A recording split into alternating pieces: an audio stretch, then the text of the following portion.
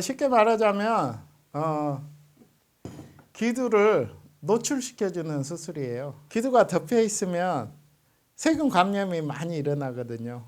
소변도 안에 고이고 해서 우리가 이걸 기두를 노출시키는 수술법이에요. 그래서 수술 방법은 여러 가지가 있어요. 그래서 이제 가장 흔한 게 이 여유 피부를 칼로 그냥 잘라내는 거죠. 그래서 이제 일반적으로 이제 저 같은 경우는 레이저로 해요. 레이저로.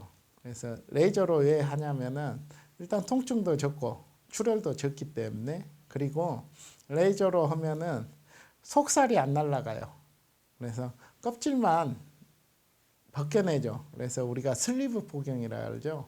그래서 레이저를 이용해서 이제 슬리브를 하면 피부만 벗겨내고 안에 속살은 그대로 남아서 도톰하게 해줘. 제가 이제 개발한 것은 녹는 실을 두껍게 이용해서 이제 봉이를 만들죠. 그래서 봉우리를 5개 만들 수도 있고 7개 만들 수도 있고 9개 만드는 이제 해바라기 포경 수술을 하는데, 봉우리가 너무 많으면 이게 봉우리가 조그마해져요. 그래서 성게가 귀여워져요. 그래서 한 5개 정도 저는 추천을 많이, 그래야지 듬직듬직하게 보기가 좋거든요. 하고 과거에 또 많이 했던 게 이제 통째로 말아주는 포경 수술이 있어요. 그래서 이 피부랑 똑같이 이거 안에서 말아가지고 기두 뒤쪽에다 유치하는 이제 과거의 수술 방법이 있는데, 이것이 염증이 많이 생겨요. 염증이. 그래서 이제 나중에 재수술을 하고 그랬는데,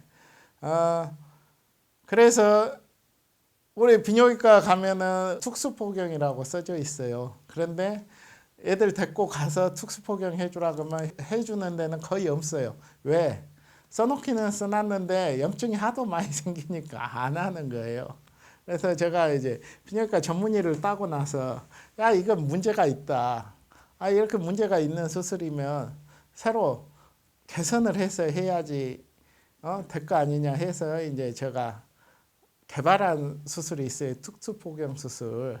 그래서 제가 개발한 수술로 하면은 염증이 안 생기고 기두 뒤쪽으로 엄청 두껍게 말아 올릴 수가 있어요. 그래서 제가 비뇨기과 전문의 따고 이걸 개발하는데 한 5년 걸렸어요. 그래서 저희 병원 슈퍼맨 비뇨기과 오면은 특수포경 다 해주고 있어요. 근데 아주 자연스러워요. 왜?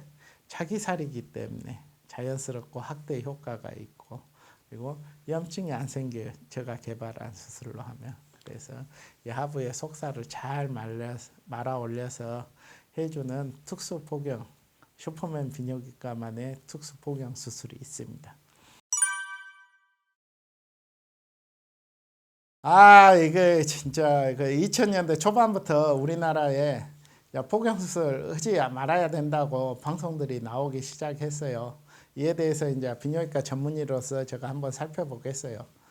이 포경 수술은 아주 오래된 수술이에요. 이집트 시대의 벽화에 보면 나와 있거든요. 그리고 그 중동에서 이제 일종의 할례라고 해서 하는 의식이 포경 수술이에요.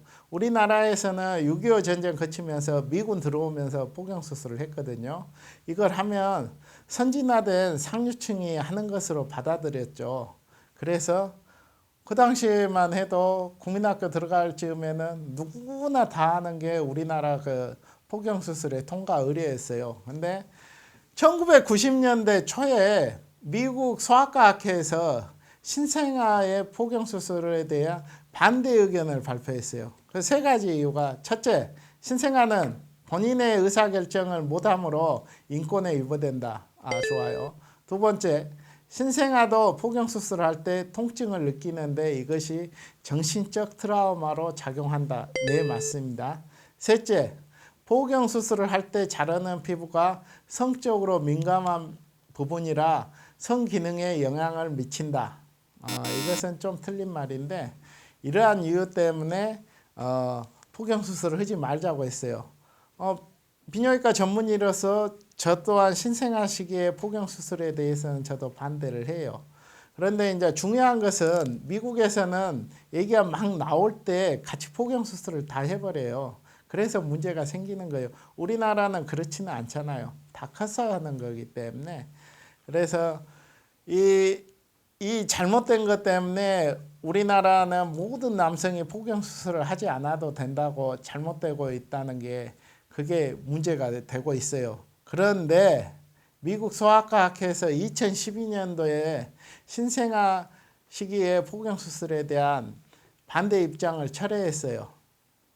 그래서 이 포경 수술을 해야 하는 의학적 근거는 다음과 같아요. 여러 질병을 예방할 수 있다는 거예요. 그래서 남성 요로 생식에 발생하는 감염의 위험성을 10배 정도 낮출 수 있다는 연구 결과가 보고되고 있고, 에이즈에 대한 의미 있는 예방법으로 그 세계보건국에서 인정했기 때문에 그래요. 그리고 매독과 성기궤양을 일으키는 성병에 대해서 발생 위험을 감소시키고, 특히 파트너인 여성의 자궁경부암의 발생 위험도 유의하게 낮출 수 있다고 보고하고 있어요. 그리고 전립선 암 예방에도 포경 수술의 시행 유무가 매우 중요하다는 연구 결과가 있습니다. 그리고 두 번째, 포경 수술 시 잘려나가는 포피, 이 해부학적인 연구 결과로 그 감각적으로 예민한 피부라는 것을 토대로 해서 성감대를 잃어버렸다는 것으로 그 남성의 임상적인 결과를 고려하지 않은 자의적인 해부학적인 결과예요. 실제로 그 예민한 피부가 문제를 더 많이 일으켜요. 성인에게 있어서는 그 예민한 피부 때문에 조루증의 원인을 제공을 해요. 실제로 조루 있는 남성들 해서 포경 수술 안 된 상태에서는 먼저 포경 수술부터 권유하고 있거든요. 그래서 임상에서 보면은 조루 환자 경우에 포경 수술로 민감한 피부를 제거하면 조루가 개선된 경우가 더 많아요. 그래서 이렇게 그 포경 수술을 반대하는 이론적 근거가 모두 반박 철회됐음에도 불구하고 지속적인 반대로 잘못된 여론을 만드는 것은 없어져야 되겠어요. 꼭 해야 되는 경우에는 이제 그 나이별로 해서 하면 신생아비, 그 다음에 학동기 어린이 같은 경우에는 반복적으로 기두 포피염이 있거나 해부학적 기형을 동반한 경우예요. 그래서 심하게는 1년에 3번, 4번씩 기두 포피염이 발생해가지고 한 번 기두 포피염 발생하면 한 일주일간 치료받거든요. 그러면 거의 봄, 여름, 가을, 겨울 지나가거든요. 그래서 이런 경우는 포경 수술 해줘야 돼요. 그리고 성인이 됐을 때 곤지름 같은 성병이 있거나 피부질환 같은 게 있으면은 우리가 포경 수술로 이거 제거해버리면 되거든요. 그리고 노인들이 이제 가장 큰 문제인데요. 그래서 자연 포경이라고 해서 포경 수술을 안 했는데 이 기두가 노출되는 경우들이 있어요. 이런 분들은 이제 포경 수술을 안 해요. 환갑이 돼서도 안 해요. 그런데 문제는 무엇이냐? 이 여유 피부들이 이제 나이가 들면서 노화가 와요. 그 위축이 오고 섬유화가 돼서 이게 때가 끼요, 때가. 그래서 냄새가 나요. 그리고 피부가 약해져 가지고 성관계 안 하더라도 이게 찢어져요. 그래서 결국에 가서는 65세, 70세 되면은 이게 더러워서 못 봐요. 그래서 위생적으로 와서 결국은 해요. 그래서 어차피 해야 돼요. 왜 그러냐면 요즘 고령화 사회이기 때문에 누구나 오랫동안 살거든요. 그냥 문제가 생기는 거죠. 그래서 해야 될 거 빨리 하는 게 좋아요. 성인이 되면은.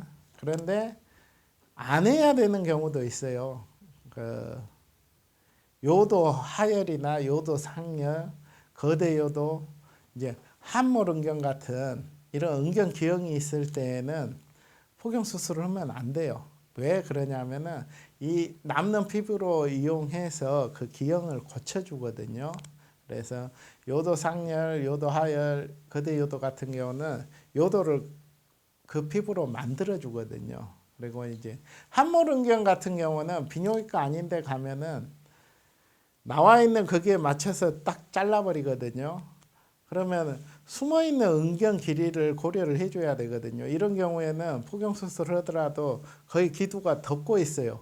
왜냐하면 나중에 발기됐을 때를 생각해서 피부를 놔둬야 되거든요. 그래서 이런 경우는 전문의가 해야지 그런 실수를 안 하거든요. 그래서 절대 또 수술을 안 해야 되는 경우들이 있다는 것을 꼭 알아야 됩니다.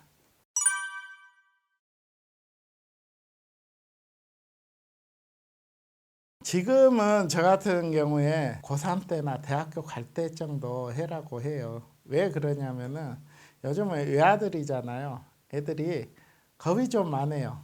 옛날 우리 때 막 함께 아무렇게나 크고 그럴 때가 아니기 때문에 다 애지중지 키우니까 애들 겁이 많아가지고 마취도 못 참고 수술 때 올라오는 것도 힘들고 그리고 관리 자체도 안 되더라고요. 그래서 어느 정도 커서 본인이 하고 싶을 때 해라고 많이 해요. 실질적으로 우리가 이제 17세가 돼야지 이 귀두 노출이 다 돼요. 어떤 말이냐면은 은경 피부랑 귀두가 달라붙어 있어요. 거의 다. 그러면은 이 자유행이라든지 이런 걸 통해서 이게 벗겨지면서 노출이 돼야 되는데 이게 17세가 돼야지 되거든요. 그래서 그 전에 하면은 이 덮어진 것 때문에 좀 아파라 그래요. 까지면서 그래서 하고 우리나라에서 요즘은 그 18세를 전후로 해서 이제 포경 수술 빈도가 증가하는 걸 많이 보이고 있어요. 그래서 옛날처럼 거의 간섭적으로 뭐 학교 들어갈 때 초등학교 들어갈 때 하는 게 아니라 이제 국소 마취를 참을 수 있을 때 그리고 치료 후에도 본인이 관리할 수 있는 나이 그리고 수술 후에 간단한 소독비 처치를 잘 따라줄 수 있는 그런 나이가 됐을 때 하는 게 중요해요. 결국은 이 포경 수술은 꼭 해야 된다, 안 해도 된다의 문제가 아니에요. 그래서 포경 수술 시기는 본인이 하고 싶을 때 하는 거고 더 중요한 것은 누구에게 어떤 방법으로 받아야 하는가가 매우 중요해요. 그래서 비뇨기과 전문의가 괜히 있겠어요. 이것만 하고 살았는데 그래서 뭔가 달라요. 엄청나게 다른 뭔가가 있어요. 그래서 한 번에 평생 한 번 하는 포경 수술 부모들이 이걸 잘 알아서 비뇨기과 전문의에게 시술을 받는 게 중요합니다.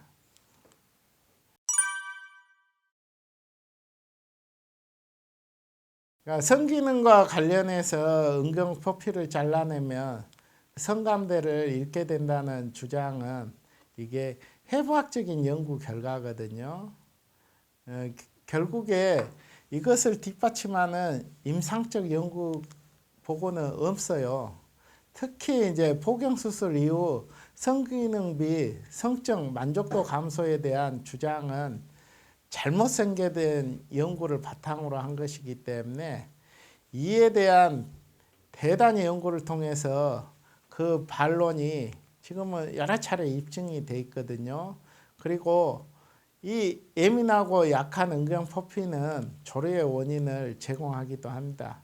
그래서 조루 환자의 경우 포경 수술을 하지 않았다면 그 증상이 더 심해지는 경우가 많이 있습니다. 그래서 말초신경성 조루와 중추신경성 조루가 같이 혼합되어 있는 경우에는 포경 수술을 했을 경우에 조루증이 개선되는 경우가 더 많습니다. 그래서 이 해부학적인 것이 아니라 임상적인 연구랑 같이 혼합돼서 이 부분을 보는 게 중요합니다.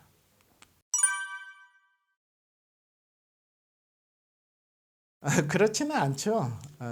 그런데 이제 이 그 여의 부부가 기두를 덮고 나와 있기 때문에 그걸 잘라버리면 실제로 이제 작게 느끼는 거죠. 그걸로 뭐 얼마나 줄어들겠어요. 하지만은 이제 살은 그대로 놔두고 껍질만 벗겨내는 슬리브 포경을 한다면은 홀쭉해지는 그런 일은 없겠죠. 그렇죠.